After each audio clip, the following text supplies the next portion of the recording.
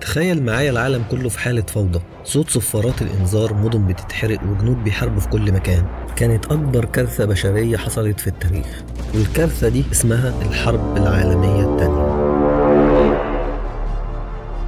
بعد الحرب العالمية الأولى ألمانيا كانت مدمرة حرفيا، الجوع والبطالة ملوا الشوارع والناس كانت حاسة بالإهانة.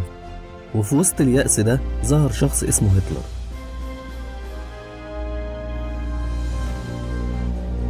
بدأ يتكلم للناس ويقول إن ألمانيا لازم ترجع عظيمة تاني.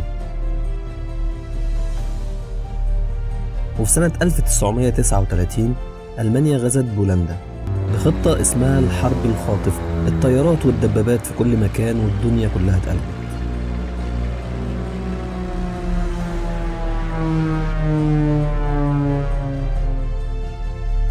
وفي شهور قليلة هتلر احتل فرنسا والنرويج وهولندا، أوروبا كلها بقت في إيده تقريبا.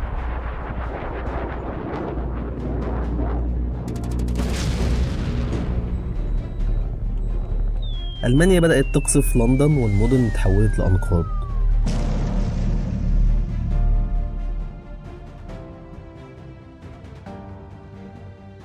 بس الإنجليز رفضوا يستسلموا.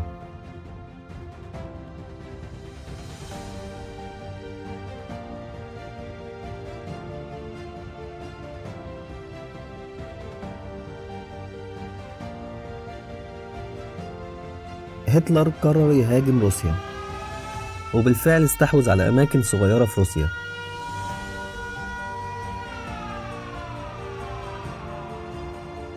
بس في حاجة ما عملش حسابها، البرد القارس. كل حاجة اتجمدت وجنوده ماتوا من البرد.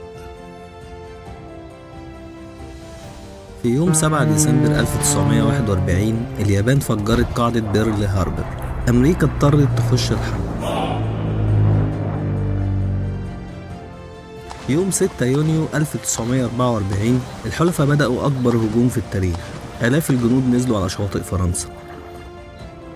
في 1945 روسيا دخلت برلين. هتلر فهم إن النهاية جت فاختار الموت.